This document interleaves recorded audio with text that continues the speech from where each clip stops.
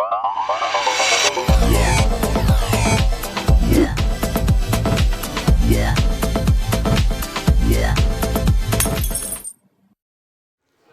first talk will be held by Leo from waipu. He is an engineer mainly working with Golang and programming their video streaming. So now welcome him on the stage. Give him a big round of applause. See you later.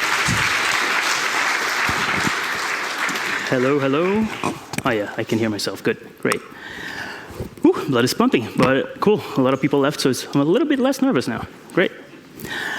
All right, so I am here to talk to you about our VPN. And who are we in this our VPN? We are Exaring. We are the company behind waipu TV, which you may have heard of. We do video streaming, live TV mostly, and VOD, and some other stuff, so other interesting stuff. And who am I? In case you're interested, I'm Leo. I am a gopher, so I program a lot of Golang. I'm the infrastructure lead at waipu, and I am not a networking person, so go easy on me. So why build a CDN? The first thing that you should ask yourself is why the hell you want to do that. And we ask ourselves the same thing. First important point is that video for us is our core business. So of course, the CDN, so how the video actually gets to the customer, is a very important thing to us and is something that is front and center on the day-to-day work that we do. So it's obviously that it's going to get a lot of attention from the whole company. And then you ask yourself the question, you're tasked with this task of delivering video to customers. The first thing is stand there in front of a computer and ask, okay, can I buy this maybe? And video streaming is probably one of the few markets nowadays, or one of the few areas nowadays, where it doesn't really make sense to buy it, because it's really prohibitively expensive if you want to buy it from the local hyperscaler of choice around the corner. So that's the first thing that should scare you off a bit. But there are other reasons we're going to get into later, but this is like the big elephant in the room. And then you start to think a bit more about it, and you notice that the current protocols for doing video online, you may not never have heard of them, but HLS and Dash are the ones that are being used basically everywhere. They're very HTTP friendly. So at that point, the latest, when tasked with that task of building a CDN, you should be asking yourself, okay, I can buy it, but it's just HTTP, right? So can I just not put Nginx in front of it? And we did that, and it worked for multiple years, kinda. And to understand that kinda, you have to take a little step back and see what's going on, what are we actually working with? Not just video, but what kind of video exactly? Our traffic is 90% live TV. And how does live TV work? Just a very high-level overview. You have this wonderfully vintage television client accessing a network that is there for the scaling. That CDN, in turn, gets content from the so-called origin server. That's a very video-specific term. I had never heard this name before starting to work with video 6 years ago, so you probably never heard of it either. But that's basically the place where the single source of truth for your video content, where it's actually coming from and has to be delivered to all the clients accessing it. And from the other side, it gets kind of pushed into this origin server from ingest. So basically, the content from your television channels that is ingested into our network and lands in a place that then can be spread around the internet. So what was missing in the setup that we had the first few years? The first thing is maintainability. It grew fast. It grew well enough to deliver our first million of customers. But it wasn't easy to deal with. So it was a setup with Nginx. It was a setup with a lot of Lua code. It was a setup that no one was really comfortable maintaining when things went wrong, like they always do. It wasn't a very comfortable place to be the one sitting in the chair and having to debug and maintain that code. The second big thing that was a problem with the old setup was observability. So we had a lot of content being delivered, a lot of customers, and we could never really know what was going on in our system. So we had, of course, as network people, you have a lot of information from other parts of the system, like you know how the network is behaving, but we didn't know exactly what was going on for the customer as a consumer of video accessing that content. So observability at the video delivery layer was missing.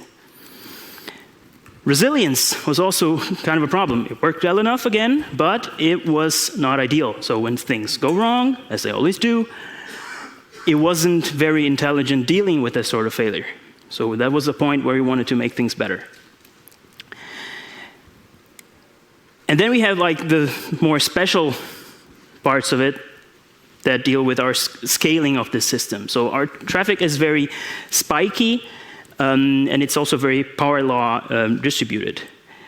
So we need some sort of intelligence to deal with that. And this is like a little bit of a graphical idea, to get a graphical idea of what I'm talking about. So we have on this left side systems that can, from one second to the other, have like really high peaks in interactivity from customers. And on the other side, we have, for instance, customers that are watching one thing, and in the next second, basically all customers migrate to a different channel because Tagesschau ended and Tatort began. So you have a very small window of time where a lot of traffic shifts around and changes. So the system has to be able to deal with that in an intelligent fashion. All right, so let's write a CDN. And now I present you the very first AI-generated image on this talk, a map of Germany, which is surprisingly successful for an AI-generated map. Don't ask me what the lines are about, I have no idea. So yeah.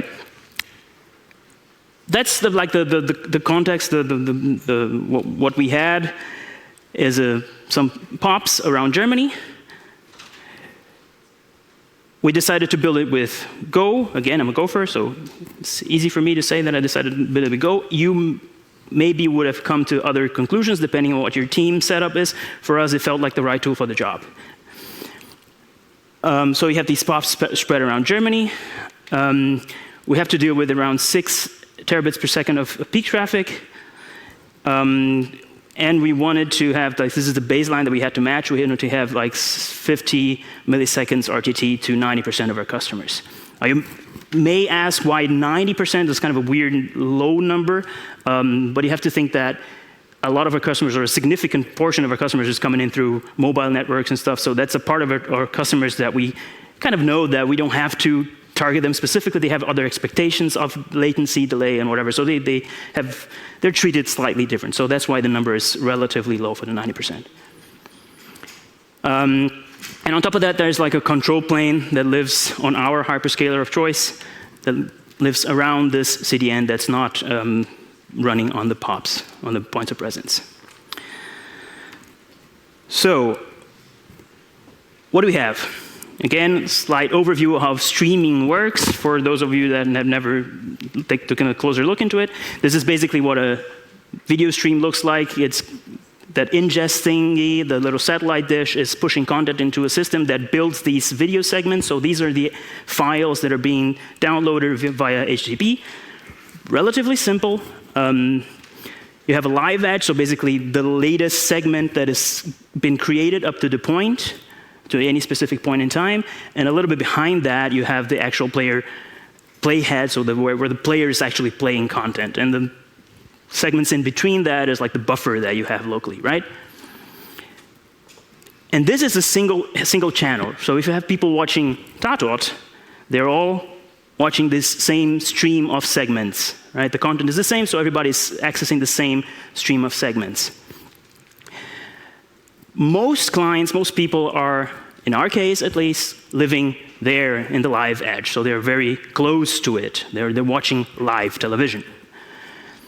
There's like this little wave breaking on our CDN. It's like people accessing the live content.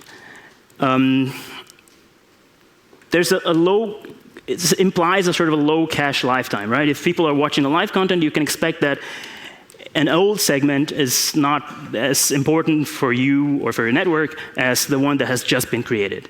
This is like the hotspot of your network. This also means that you should probably try to put, or we decided to put this on memory because it has a big churn, it doesn't make sense to put it on disk if a couple of seconds later it's going to be irrelevant anyway, or have a lower relevance. So we try to put it on memory.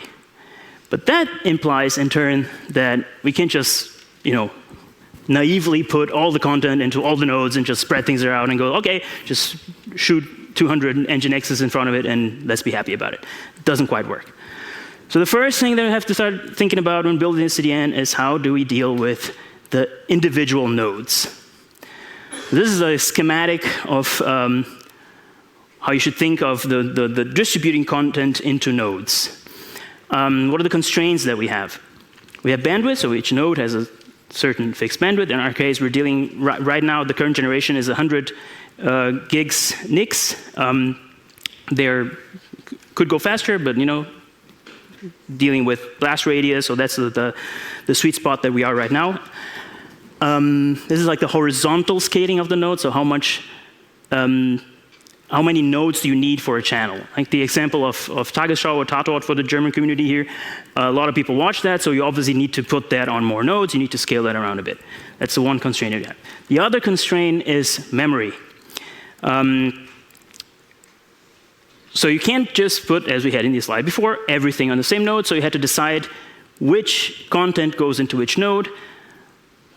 For those of you that remember university courses, this is kind of a bin packing problem or a linear optimization problem that you have to deal with here.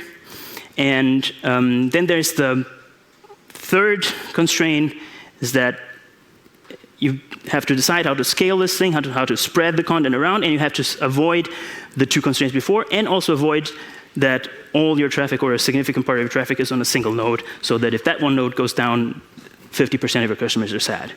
Right? So this is what we have to, the constraints that we have in this space. And this picture represents a bit of a pathological cases, right? You have, like for instance, the one node on the left, you see that IRD needs more traffic than a single node, so you have to spread it around two nodes. But the node on the left is underutilized when you're thinking about the cache, right? So this is a not ideal scenario. The one on the right, on the other hand, you have channels that are not filling up the bandwidth, but are filling up the cache, and you also have like a channel that is barely watched there, but is still taking up cache, right? And this is an important realization because as soon as you have one customer accessing a stream on a specific node, you're using up cache and you're potentially evicting content out of that node and causing issues for other customers also on that node. So just to visualize kind of the problem space here on the node level. But okay, with this kind of setup, you kind of solve the problem of, okay, how to distribute content on this network. Then you have to decide how to scale it on the next level. So what is, the next level is external traffic. So you have customers coming to your CDN, and where should you send them? So you have a lot of POPs in there. Again, the little vintage television there. And the control plane that we mentioned earlier knows a lot of things about our infrastructure. It knows, for instance, the near-live peering topology that we have. So it knows through BMP that you have on this one POP, we're peered with Stadtwerke so-and-so. And the customer's coming from that one, so we know, say, that's probably the best place to put it there. And it also knows that we have maybe better peering capacity with that Stadtwerke so-and-so on this one POP and not on the other one. So we take the closest or /best POP by peering and capacity.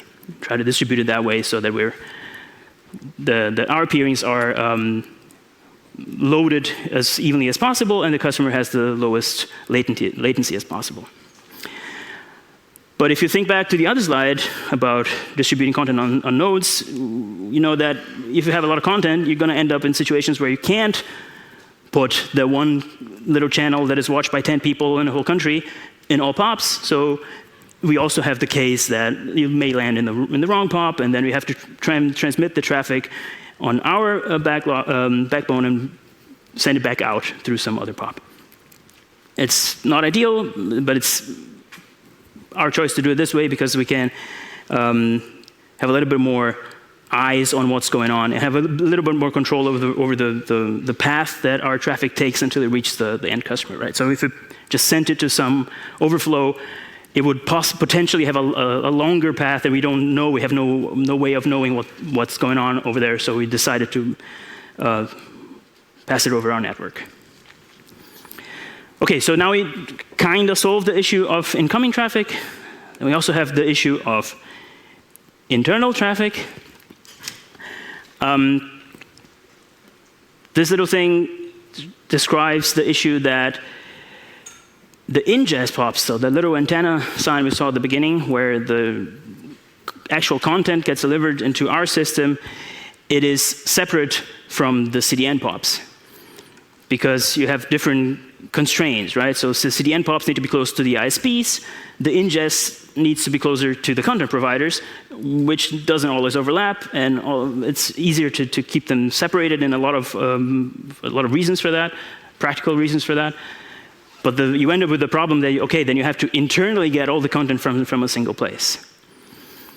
When you scale your traffic, that means that you get more nodes, and if you don't think about it, again, if you just willingly put Nginx boxes in front of it, you end up hammering your origin systems behind that, and those systems, and you also increase the cross pop traffic, and those systems aren't as easy to scale. They're not as easy to scale horizontally as a CDN is. So you have to find a way to scale the upper part without significantly impacting the lower one.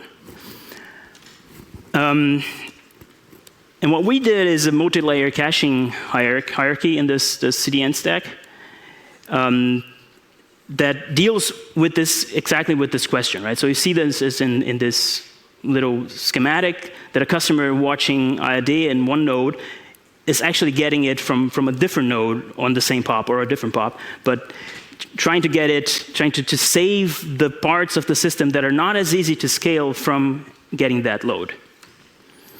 All right, cool. So we scaled the node, we scaled external traffic, we scaled the internal traffic, or at least we hope we did.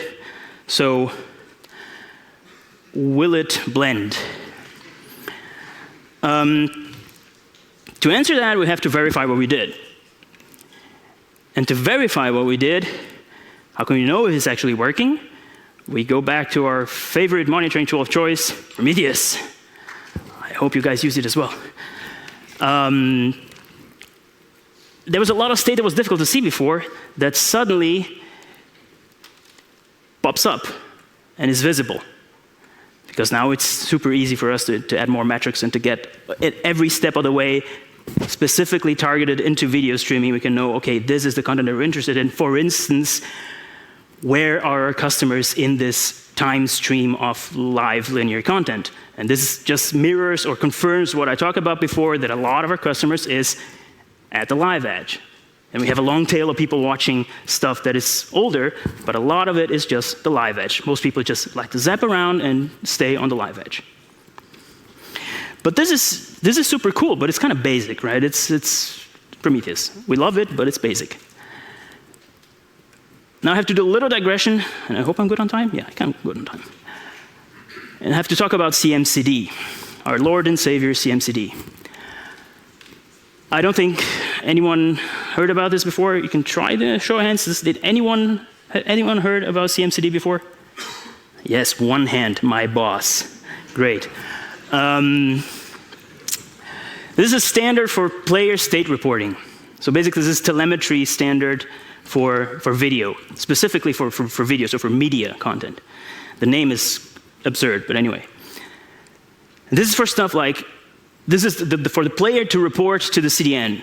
This is the quality that I want to play. Like, this is surprisingly difficult information to know about or to derive just from CDN traffic, because you don't know what the player, like you don't know if the player has a small screen, right? You know that you have super high quality content, and you know that the player may be accessing lower quality content, but you don't know if he wanted to do that. So with CMCD, you suddenly know this sort of thing. Or I just had a stream stall. You can try to derive that from bare CDN logs, but you're only seeing one side of the story. And with CMCD, the client is telling you, hey, I just had one, right? So I had to pause for 2 seconds or whatever. or I needed X seconds to even start playing, right? This is super important information for us. If you're doing live TV, you know the drill. Like, you're zapping around, and you don't want to like spend 5 seconds just looking at a circle until your TV starts to show something, right?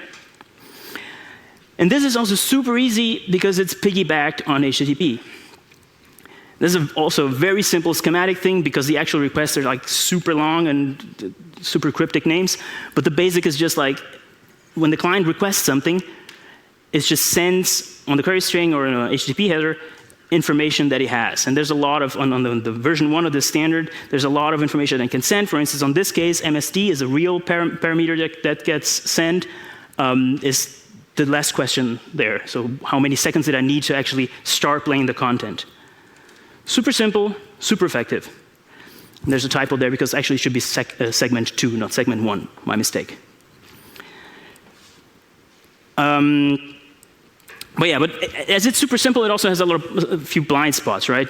Like, if a client just dies suddenly, you're not going to get the last request, so you may have like some tail end of information missing. There's some corner cases where you get not a perfect picture, but it's a definite improvement on just getting CDN logs. And also, super magic, you can do custom telemetry on this. It's kind of obvious that you can do this, just sending some arbitrary stuff with their requests, but it's important for us because it means that players, so the people that are writing actual video player code, they have a standard upon which they can work on, and it starts from the get-go that they think about this sort of problems, like what sort of custom telemetry the users of my player want to implement. And for us, it's stuff like Wi-Fi signal info or CPU info. And this gives us a lot more than just network monitoring. It gives us information, for instance, an ISP may be having issues, right? So you have rebufferings by ASN. Rebuffering is like the little stall that you get on your video player, right? If you sit a little circle of doom, you have a rebuffer event, and that's what we can now see aggregated over all ASNs that we peer with. Or the one that I also talked about before, how many seconds did it start between clicking the button on my remote and actually seeing video, which is a pretty good thing over here. Looks half a second to a second. Or also interesting, the Wi-Fi single strength on our clients. But this is all aggregated, right? This is very aggregated information. So it helps a lot, but it's still not ideal. So how can it go further? Enter Clickhouse. You can go with any tool of your choice. I just mentioned Clickhouse because I happen to be very satisfied with it, so I'm doing a little bit of free advertisement for them. There are other tools that do the job, but this is the one that we went with. So what do we actually do with it? This is a database. This is a column-based database used often for timeline databases. There's a better name for it. It escapes me now. And what we do with it is you collect telemetry on all and every single request that lands on our CDN, and we send it to Clickhouse. That's a lot of information. For instance, for every single HTTP request, we gather TCP level information, and we have like RTT information for every single request. And what you see here is a whole stream. Someone actually watching television, you can accompany them through their voyage, watching this stream and seeing how the RTT behaves along this stream. So this is drilling down pretty nicely. Or, for instance, what I also mentioned the slide before, Wi-Fi signal. Now we can suddenly actually correlate Wi-Fi issues in our customers with network issues, and we can easily tell, okay, our customers are having it. Is it a common thing that they have Wi-Fi issues? Is it a common thing that Wi-Fi issues cause RTT issues and video quality issues? So it opens a lot of doors, right? So with this, we can do super intelligent stuff. We can assist our clients on configuring how or the players, how they configure their streams. For instance, players are super intelligent when it comes to short-term decisions, right? You're walking around with your mobile phone and watching YouTube. If you go into a cavern, it just kind of tries to adapt, but it doesn't have a long story of it. So if you're at home and we know that you have a poor connection, we're not going to even start to play on a higher quality. we know already that you may be kind of limited so that your overall experience is better. So we do also quality of experience-based monitoring. We can also help customer support a lot. So this opened the door to a lot of different stuff that is possible now that wasn't before. So, mission accomplished.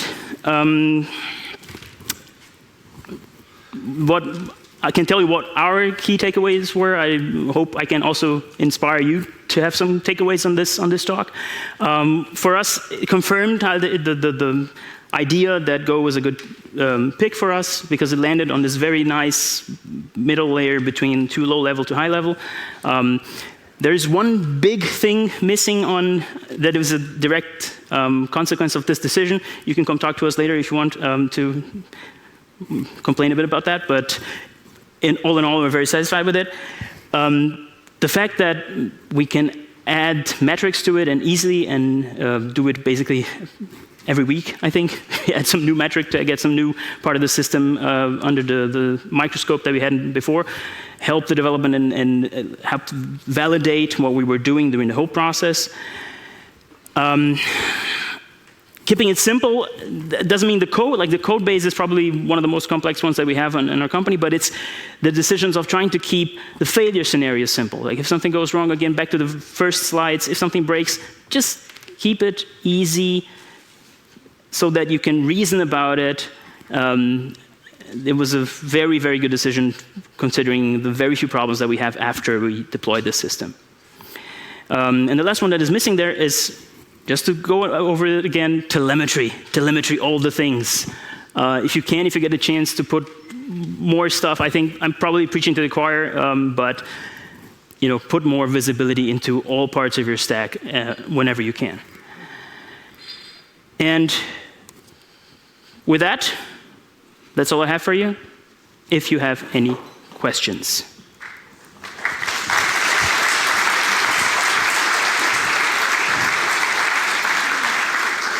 Thank you, Leo, for your presentations. We've got 2 minutes for questions. Are there any questions in the room, or do we have questions from the internet? Patrick was not kidding. I only see light. Nope. I don't see a hand. So, thank you. So, there's one. One question? Okay. Oh, yeah.